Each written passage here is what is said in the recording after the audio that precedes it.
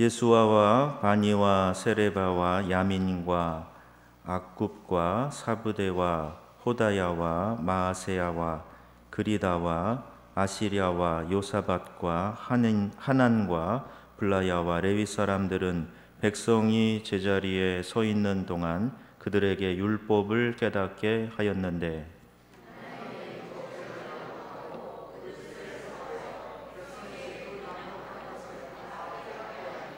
백성이 율법의 말씀을 듣고 다 우는지라. 총독 느헤미야와 제사장 겸 학사 에스라와 백성을 가르치는 레위 사람들이 모든 백성에게 이르기를 오늘은 너희 하나님의 여호와의 성일이니 슬퍼하지 말며 울지 말라 하고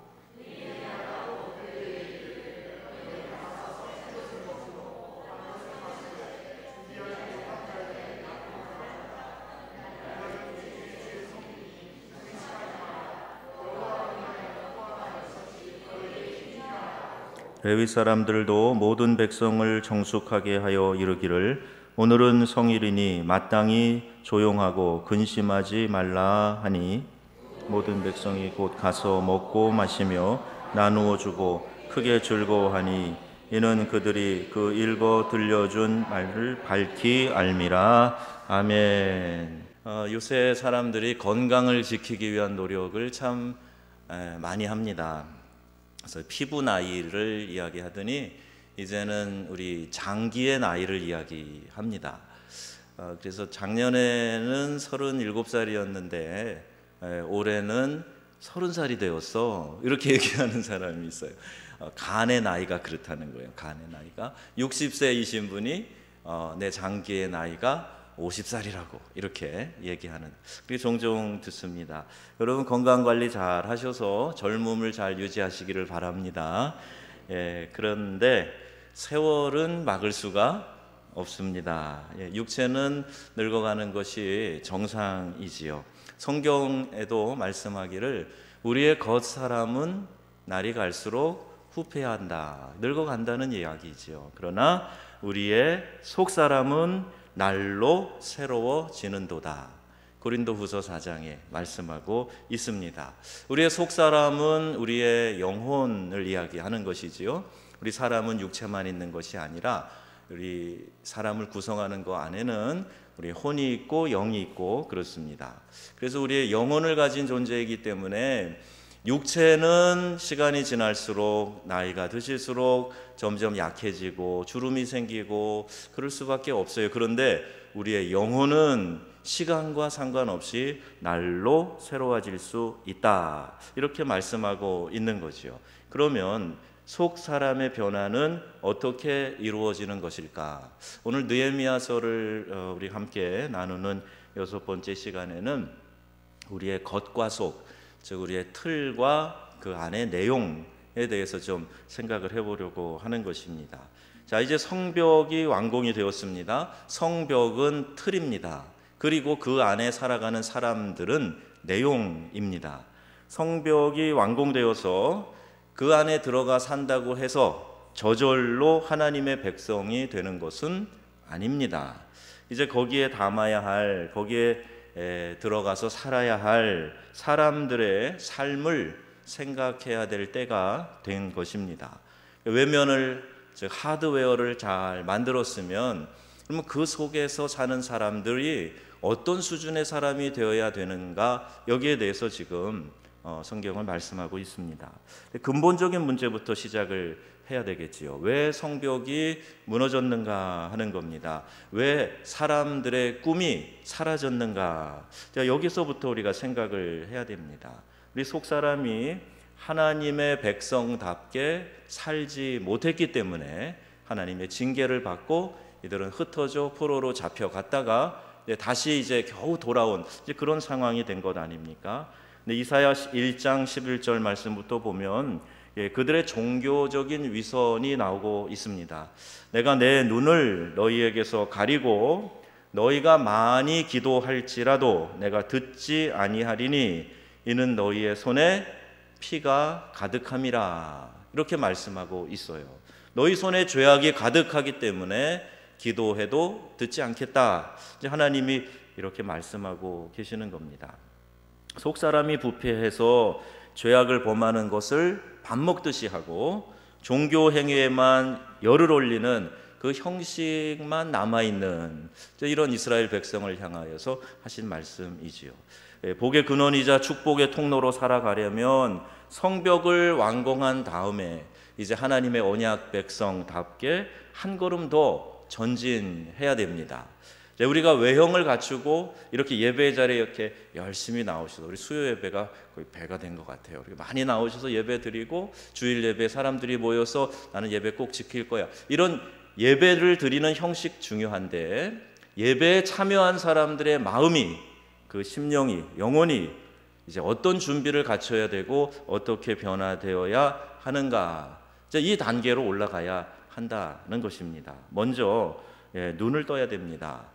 누구나 겉사람과 속사람이 다 이렇게 하나로 일치되어서 살아가게 되는데 바울도요 사람을 이렇게 겉사람과 속사람으로 나누어서 설명을 하고 있습니다.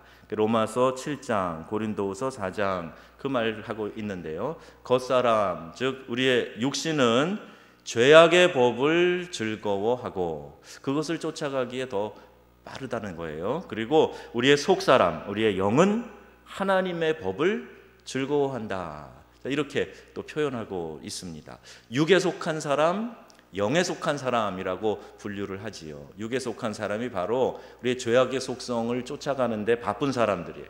믿기는 믿는데 여전히 육체의 소욕 가운데 살아가는 사람들이 육에 속한 사람들이라. 영에 속한 사람들은 하나님의 법을 더 즐거워하고 어떻게 하면 내가 하나님의 기쁨이 될까 이걸 생각하면서 살아가는 사람들이라는 것입니다. 베드로전서에 보면 베드로 사도는 이를 숨은 사람이라 이렇게 표현하고도 있습니다.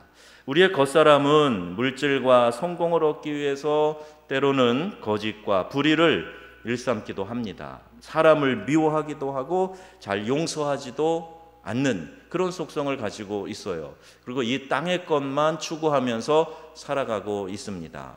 내 인생의 목표와 관심이 이 땅에서 다른 사람들이 모두 추구하는 거기에만 머물러 있다면 우리는 영에 속한 사람이 아니라 육에 속한 사람일 가능성이 매우 높다 하는 것이지요. 느헤미야 8장 1절 3절에 보면 이스라엘 백성이 모여서 에스라에게 하나님의 말씀을 들려달라 이렇게 요청을 하고 있습니다. 성을 다시 세웠지만 어떻게 살아야 할 것인지에 대한 결단이 아직 없었던 그때입니다.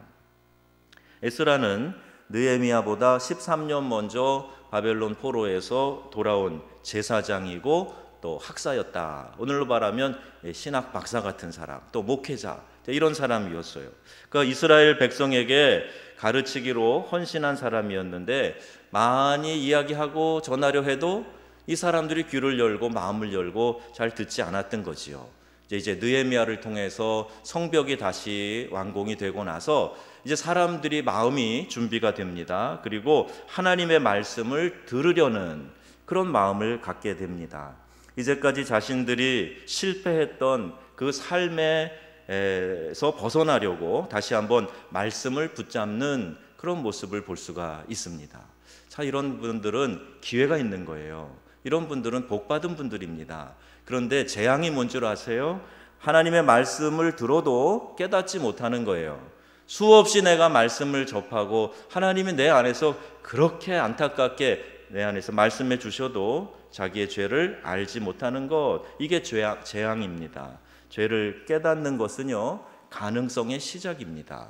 아, 내가 이런 죄인이구나, 내가 이런 죄를 지었구나, 여기서 벗어나야 되겠다. 이것이 바로 희망의 시작이 된다는 것이지요.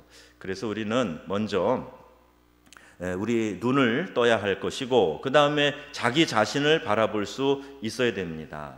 우리가 자기 자신을 바라보려면 말씀에 자신을 비추어 보는 것이 제일 첫 번째 걸음이 되는 것이지요. 신명기 8장에도 사람이 떡으로만 사는 것이 아니라 하나님의 입으로 나오는 하나님의 말씀으로 사는 것이다. 이렇게 우리에게 말씀하고 있습니다. 떡으로만 사는 줄 알고 발버둥 치고 살지만 결국 말씀이 없으면 죽을 수밖에 없는 존재. 기갈에 헤매일 수밖에 없는 존재가 바로 우리들이라는 겁니다. 우리는 세상의 그 어떤 것으로도 만족할 수 없어요. 우리의 영혼을 만족하게 하는 것은 오직 하나님과의 교제, 그분의 말씀뿐인 줄로 믿습니다. 그래서 그 말씀 앞에 나와야 되고요, 그 말씀이 내 영혼을 적시고 내 영혼을 충만하게 해줘야, 그래야 우리가 이 땅에서 그 말씀 안에서 자유를 누리고 기쁨을 누리고 만족한 삶을 살 수 있게 되는 것입니다. 이스라엘 백성들도 그 당시에 말씀이 없어서 기갈에 빠져 있었던, 영적인 굶주림에 빠져 있었던 상태였어요. 그리고 이제 그들이 에스라에게 이 말씀을 읽어달라 하는 거죠. 에스라가 율법책을 낭독을 합니다. 그리고 백성들이 그 뜻을 깨달으니 백성이 율법의 말씀을 듣고 다 우는지라 그랬어요. 오늘 말씀 보니까 백성들이 이 말씀을 들으면서 울었다 그랬습니다. 아니, 설교도 아니고 성경 봉독하는데 사람들이 그냥 막 울음이 터지는 거예요. 하나님이 우리를 이렇게 사랑하셨는데, 하나님이 우리를 이렇게 사랑하셨는데 우리는 죄악 가운데서 헤매이고 그 아버지 하나님의 사랑을 저버렸구나, 이런 통탄하는 마음이 생겨서 말씀을 듣기만 했는데 그냥 엉엉 웁니다. 이런 역사가 좀 나타났으면 좋겠어요. 설교를 듣는 사람은 안 울고 설교를 하는 사람이 답답하고 안타까워서 울고 그러면 안 되고, 말씀을 듣는 분들이 하나님의 말씀이 부딪혀서 그 말씀이 너무 감격스러워서 막 눈물이 터지고 원통하는 마음, 하나님 앞에 자복하는 마음, 그리고 하나님께서 내게 베풀어 주신 그 사랑에 감격하는 마음, 이런 마음이 좀 솟아날 수 있게 되기를 바랍니다. 이게 말씀을 듣는 우리의 자세이고 성령이 우리를 터치하실 때 나타나는 현상인 것이지요. 우리는 나를 감동시키는 능력의 설교를 기대하지만 사실 하나님 말씀 그 자체가 능력이 있는 줄로 믿습니다. 그래서 정말 내가 말씀을 받아들이는 자세만 되어 있으면, 갈급한 심령으로 하나님의 말씀을 들으면 그 말씀 한 절 한 절이 내 마음에 마치 잘 박힌 모처럼 새겨지게 되는 겁니다. 그리고 그 말씀이 그렇게 감격스럽고 감사하고 말씀이 나를 감동하게 하는 것이죠. 우리 교회는 그런 분들 한 분도 안 계시는데 설교를 듣는 태도, 자세가 참 좋습니다. 저희 교회가. 제가 선교사도 오래 해보고 그래서 여러 교회 다녀보지만 교회 분위기가 있거든요. 우리 성도님들 말씀을 잘 들으세요. 어디 한번 해봐, 나를 감동시켜봐, 이런 분들 한 분도 안 계세요. 더 겸손하게, 더 말씀을 갈망하면서 하나님 지금 저에게 들려주세요. 주의 말씀은 주님 약속하신 대로 제게 능력이 되어줄 줄로 믿습니다. 이런 마음으로 말씀을 듣게 될 때 그 말씀 한 절 한 절이 내 귀에 교훈이 되고 내 심령에 양식이 되고 감동이 될 줄로 믿습니다.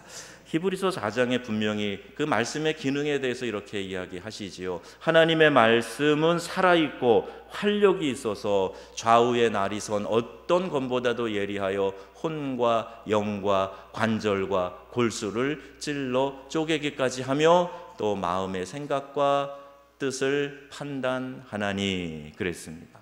하나님의 말씀이 우리 심령 깊숙이 있는 곳까지 들어오셔서 우리를 수술하고 새롭게 하고 치료하시고 우리의 마음의 뜻과 생각을 알고 깨닫게 해주신다, 이런 말씀이죠. 일단 자기 자신의 모습을 이렇게 적나라하게 말씀 앞에 비추어 보면 지금까지 내가 붙들고 살아온 인생의 틀을 포기해야 된다 하는 것을 깨닫게 됩니다. 왜 변화가 일어나지 않는가? 이제까지의 삶의 모습을, 그 방식을 그대로 고집하기 때문에 그런 경우가 매우 많습니다. 여러분, 우리가 정말 변화를 원한다면 틀을 바꿔야 돼요. 이제까지 살던 방식, 이제까지 생각하고 행동하는 방식이 아니라 새로운 틀이 있어야 됩니다.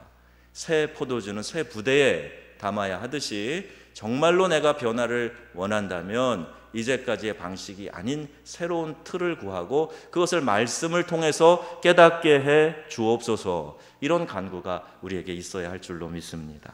말씀을 접하면서도 변화의 필요성을 느끼지 못하는 사람, 하나님의 말씀을 듣고도 깨닫지 못하고 현실 개선의 의지가 생기지 않는 사람은 영적으로 심각한 문제에 놓여 있는 것입니다.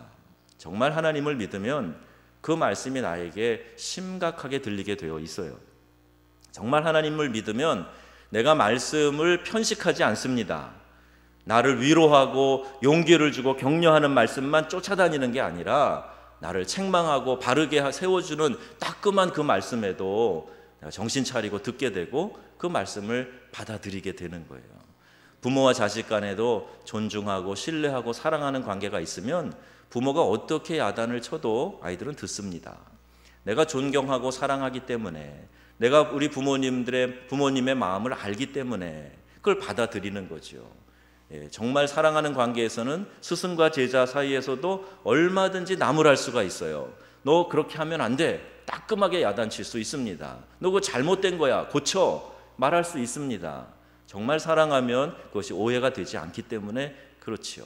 하나님의 말씀, 내가 하나님 사랑하는데 이 말씀이 나를 책망한다 그래서 내가 삐치겠어요? 설교를 통해서 내가 하나님 말씀 들을 때 마음이 찔린다 그래서 그것 때문에 돌아서겠습니까? 아니요. 초대교회 성도들 보니까 정반대로 하던데요. 마음이 찔려가지고 가슴을 치면서 사도 앞에 나와서 내가 어떻게 해야 될까? 내가 어떻게 해야 살겠습니까? 어떻게 해야 구원을 받을 수 있습니까? 이렇게 오히려 절절히 그 앞에서 간구하던데요. 그럼 하나님의 말씀이 살았고 운동력이 있으면 오늘 여러분의 심령 가운데서 잘못된 것들을 끊어내고 여러분들의 삶의 틀을 바꾸어주고 여러분들의 삶의 목표를 바꾸어주는 그런 역할을 하게 될 줄로 믿습니다. 그런 말씀을 기대해 보자는 거예요. 그냥 속에서는 그냥 곪고 있는데 겉에서만 문질러주고 마사지해주고 그런다고 되겠습니까? 때로는 날카로운 메스가 돼서 그 말씀이 나를 찌르고 째고 꿰매고 하는 그런 작업이 있어야 되지 않겠습니까? 우리 모두가 다 하나님 사랑하는 마음으로 주의 말씀 귀히 여기시고 주님의 말씀이 들려지는 대로 이 말씀을 가감없이 받아들이시고 그래서 말씀 안에서 여러분 회복과 치유와 변화와 틀이 바뀌는 역사가 나타날 수 있기를 주님의 이름으로 축원합니다. 속 사람의 변화를 위해서 우리가 몇 가지 생각해야 될 중요한 키워드가 있어요. 중심이 되는 단어들이 있는데 이런 표현들입니다. 우리가 몇 가지 생각해야 될 열쇠라고나 할까요? 신앙 중심으로 산다고 말은 하지만요, 사실 우리가 하나님의 관점이 아닌 내 자신의 고정관념을 따라서 움직이는 때가 많이 있습니다. 신앙의 연조가 깊은 분들이 좋은 것도 있어요. 웬만한 바람에 잘 흔들리지 않습니다. 또 주의해야 될 것도 있어요. 그것은 내가 이제까지 믿음을 지켜왔다라고 하는 자부심이 지나쳐서 나는 괜찮아, 나는 문제없어, 나는 죄짓지 않아, 이렇게 자기 자신에게는 적용하지 않는 잘못된 부분도 생길 수 있다. 이건 끊임없이 우리가 경계해야 합니다. 고정관념에 따라서 움직여서는 안 되고 늘 하나님의 관점으로 그분의 시선으로 나를 바라볼 수 있어야 되는데 그게 바로 하나님의 말씀이라는 거예요. 말씀이 거울이 돼서 우리에게 비춰주기 때문에 그렇습니다. 관점은 자신이 선호하고 집중하면서 점점 더 확대되어져 갑니다.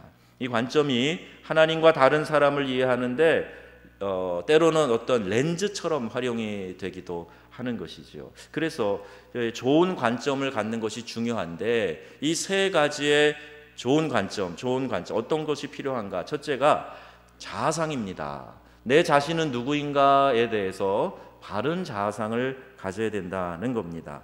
나는 어떤 사람인가? 나의 정체성에 대한 것이지요. 사람들은 당신은 누굽니까? 물어보면 보통은 이름 다음에는 직분을 주로 대기를 좋아합니다. 그러나 그 직함이 그 사람은 아니지요. 성경에 말하는 그가 누구인가를 알아야 됩니다. 좀 더 솔직하게, 좀 더 정확하게 내가 입고 있는 옷을 다 벗어놓고 본질적으로 나는 지금 어떤 상태인가? 나는 누구인가? 창조주이신 하나님, 심판주로 오실 그분과의 관계는 어떠한가? 이것을 살필 수 있어야 된다 하는 것이지요. 소유나 지위에 따라서 달라지지 않는 이런 분명한 자기의 자아상이 있어야 됩니다. 성경은 분명히 우리가 보배롭고 존귀한 하나님의 자녀다라고 말씀하고 있어요. 그릇된 자아상, 삐뚤어진 자아상이 아니고 내가 생각하는 나 그 이상으로 하나님이 나를 누구라고 말씀하시는가? 어떻게 여기시는가? 여기에 대한 건강한 자아상이 우리 모두에게 있어지기를 바랍니다. 자아상이 건강해야 대인관계도 원만하게 됩니다. 내 자신에 대한 자아상이 삐뚤어져 있으면 다른 사람과의 관계도 참 힘들어져요. 그래서 우리가 예수 믿으면서 건강한 자아상을 갖는 게 중요해요. 하나님이 나를 귀하게 여기신다, 이 자부심 하나만 갖고도 우리는 많은 죄악의 유혹을 넘어설 수가 있기 때문에 그렇습니다. 또 세계관인데요, 세상을 누가 움직이는가에 대한 건강한 의식이, 관점이 있어야 됩니다. 이 세상은요, 세상을 움직이는 원리가 있다고 생각합니다. 그리고 그 세상을 움직이는 원리를 쫓아다니기에 바빠요. 그런데 우리 그리스도인들은 그와 같은 원리에 편승해서 살아가는 사람들이 아닙니다. 세상 사람들이 그토록 가치를 부여하는 돈과 권력과 이런 지위, 이런 것들을 우리가 쫓아다니는 사람들이 아니란 말이지요. 이 세상은요, 그 큰 권력에 의해서, 그 거대한 자본에 의해서 굴러가고 있는 것이 아니라 우리 하나님이 주관하고 계시는 줄로 믿으시기 바랍니다. 이런 자아상이 없으면요, 우리는 교회 와서는 아멘하고 찬양하고 기쁘게 이렇게 하다가 또 세상에 나가서는 역시 세상의 방법을 쫓아가는 그런 어정쩡한 신앙생활 할 수가 있어요. 아무런 변화도 일어나지 못하고 오히려 위선적인 삶을 살게 됩니다. 이 세상은 하나님이 움직이고 계시고 내가 하나님의 뜻 가운데 이 땅을 살아가는 존재다라고 하는 분명한 이 세상에 대한 이 세계관을 가지고 있어야 됩니다. 이 세계관이 그렇게 만만하고 쉽지가 않아요. 이것이 어렸을 때부터 또 내가 사는 환경에서 고착된 것이 너무나 많기 때문에 그렇습니다. 그리고 또 하나는 가치관이에요. 무엇이 가장 중요한가? 이걸 생각하는 겁니다. 가치관은 자아상과 세계관에 따라서 결정되는데 성경 말씀대로 나는 하나님의 귀한 자녀다, 하나님이 모든 것을 다스리신다라는 관점을 갖고 있는 사람은 무엇을 가장 중요하게 여길까? 무엇이 가장 중요할까? 이걸 생각하라는 거예요. 성경에 뭐라고 말씀하고 있지요? 마태복음 6장 33절 말씀에 너희는 먼저 그의 나라와 그의 의를 구하라, 이렇게 말씀하고 있습니다. 우리가 가치관을 가지고 무엇을 가장 중요하게 여길까에 대해서 우리 믿는 성도들은 하나님의 나라, 하나님의 의, 그분의 영광을 위해서 살아가는 것, 이것이 우리의 삶의 중요한 가치관이 되어야 될 줄로 믿습니다. 그래서 완전히 이렇게 자아상과 세계관과 가치관, 이것을 다 사로잡아서 하나님 앞으로 끌고 와야 돼요. 그래야 우리가 제대로 믿음 생활을 할 수가 있습니다. 모두 하나님의 말씀을 통해서 또한 변화될 수 있고 충족될 수 있는 것입니다. 그런 의미에서 예루살렘 성벽 공사를 마친 이스라엘 백성이 하나님의 말씀 들려주기를 강청한 것, 이것은 매우 지혜로운 선택이었습니다. 이제 새로운 틀을 만들었잖아요. 그 안에 새로운 것을 담아야 되는데 하나님의 말씀으로 채우겠다는 거예요. 그 말씀으로 자아상과 세계관과 가치관을 형성하겠다는 겁니다. 이것이 얼마나 지혜로운 겁니까? 여러분, 우리 교회도 지금 많은 변화를 겪고 있습니다. 이 변화의 과정에서 더욱 발전적으로 성장해 나가려면 우리의 내면을 채워야 돼요. 무엇으로? 하나님의 말씀으로 채워야 됩니다.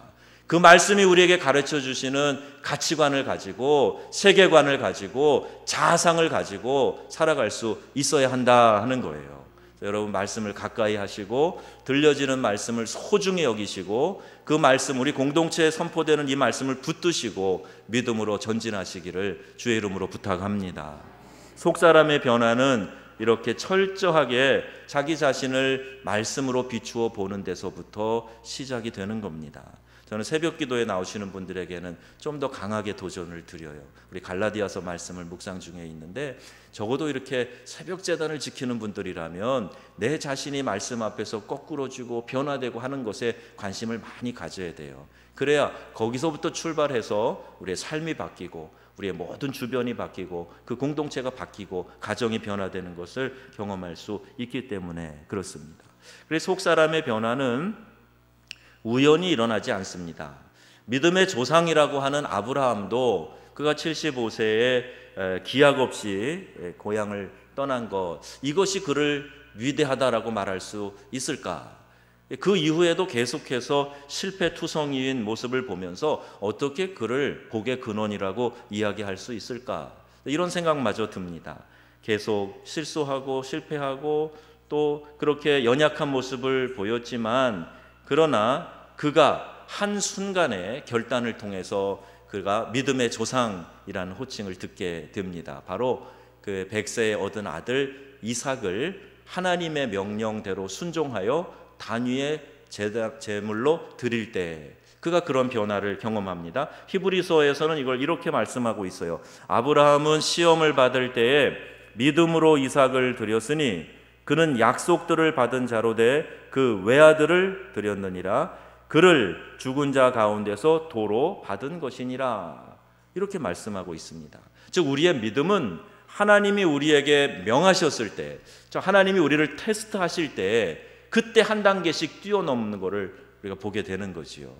평소에는 잘 몰라요. 그런데 하나님이 우리를 어찌 한번 점검해 보자. 그리고 우리에게 테스트하실 때 그걸 잘 도약판으로 사용해서 이기셔야 됩니다. 통과하셔야 돼요. 함께 읽어보겠습니다. 창세기 22장 11절 13절에 이렇게 선언하고 있어요. 우리 자막에 있는 걸 같이 읽습니다. 내가 내 아들 내 독자까지도 내게 아끼지 아니하였으니 이제야 내가 하나님을 경외하는 줄을 아노라. 아멘. 하나님의 테스트. 여러분의 삶에도 하나님께서 더 나은 삶을 위해서, 여러분의 삶의 도약을 위해서 더 큰 믿음의 지경으로 들어가도록 여러분에게 하나님이 테스트하실 때가 있어요. 반드시 통과하시기를 바랍니다. 우리 교회 공동체를 향해서도 하나님이 그렇게 하실 겁니다. 우리 공동체가 반드시 통과하게 될 줄로 믿습니다. 그러면 더 높은 지경의 신앙을 경험하게 되는 거예요. 그래서 이 믿음의 공동체는 우리에게 그와 같은 길로 인도해 주는 동반자이기 때문에 우리가 그렇게 함께 도약해 나가고 성장해 나가는 일이 매우 중요합니다. 속 사람의 변화 어쩌다가 일어나는 것이 아니고 또 적당히 교회 다니고 적당히 은혜 받고 적당히 기도하고 적당히 봉사하고 이래서는 결코 변화를 경험할 수 없습니다. 여러분 최선을 다하시기 바랍니다. 신앙에 입문하셨고 이제 여러 하나님의 은혜도 체험해 보셨고 또 여러 가지 경험도 가지고 계시고 봉사도 하고 계시고, 그런데 기왕이면 여러분 하시는 것에서 최선을 다해서 하나님의 마음에 흡족한 그 믿음의 지경으로 나아가실 수 있기를 바랍니다. 우리 내면에 굳게 자리 잡고 있는 옛사람의 자아상과 세계관과 세속적인 가치관, 이것들을 다 하나님의 용광로 속에 던져버리고 태워버릴 수 있어야 됩니다. 그렇게 하지 않으면 우리는 발전이 없어요. 변화가 없어요. 성장 조금 하는 듯 하다가 또 멈춰서고 말 겁니다. 우리는 늘 성벽을 쌓다가 또 주저앉고 또 되돌아가는 삶만 되풀이할 수도 있다는 거예요. 여러분에게 미리 선포합니다. 분명히 다가올 그와 같은 것들에 대해서 우리가 더 전진하겠다라는 마음의 각오 든든히 하시고, 이제까지의 나의 가치관과 세계관과 자아상은 다 던져버리고 하나님이 내게 주시는 새로운 틀, 더 견고하고 크고 더 멋지게 도약할 수 있는 틀을 만들겠다. 그리고 말씀 안에서 내가 세워져 가겠다. 이 믿음의 결단이 있어지기를 바랍니다. 이 믿음의 좋은 틀을 만들어야 됩니다. 신앙생활을 잘 할 수 있는 틀인 우리 공예배, 주일 성수하는 거, 또 우리 교회에서 내가 땀 흘려 봉사하는 일, 또 하나님께서 우리에게 명하신 헌신과 순종에 대한 것들, 말씀을 묵상하는 일, 기도하며 주님과 대화하는 일, 이 모든 일들이 우리 안에 이런 견고한 틀을 만들어 줄 수 있는 좋은 요소들입니다. 그 어느 하나도 중요하지 않다고 말할 수 없어요. 여러분, 우리 내면의 변화를 기대하면서 이 새로운 틀을 만드는 일에 더욱 매진할 수 있게 되기를 바랍니다. 내 자신의 자아상과 가치관과 세계관을 말씀을 통해서 변화시켜 가자는 겁니다. 좋은 틀에 담긴 좋은 내용으로 축복된 미래를 열어갈 수 있기를 주님의 이름으로 축원합니다. 저는 우리 교회가 이 지역을 선도해가는 모델 교회로 세워지기를 바랍니다. 규모에 상관없이 지금 우리 교회에 참 좋은 성도님, 좋은 자원들, 좋은 역사와 좋은 분위기 가지고 있어요. 여기에서 머무르지 말고 아예 이 혼탁한 시대에 이 지역사회의 영적인 면을 리드해 갈 수 있는 그런 교회로 세워달라고 그렇게 기도했으면 좋겠습니다. 그러면 이제까지 56년의 우리의 역사의 틀을 좀 더 새롭게 틀을 변화시키고 또 그 안에 말씀으로 채우고 하나님의 은혜로 가득하게 해야 이 공동체가 그렇게 쓰임받게 되리라고 믿어집니다. 저와 여러분이 이 일에 함께 한 배에 탔어요. 함께 우리 주님과 함께 항해하고 있습니다. 이 항해의 과정에서 멋진 승리가 있고 그리고 우리가 소원의 항구, 희망의 항구에 도착할 때 우리 주님이 기뻐하시는 귀한 상급 받는 저와 여러분 다 되실 수 있기를 우리 주 예수님의 이름으로 축원합니다. 아멘.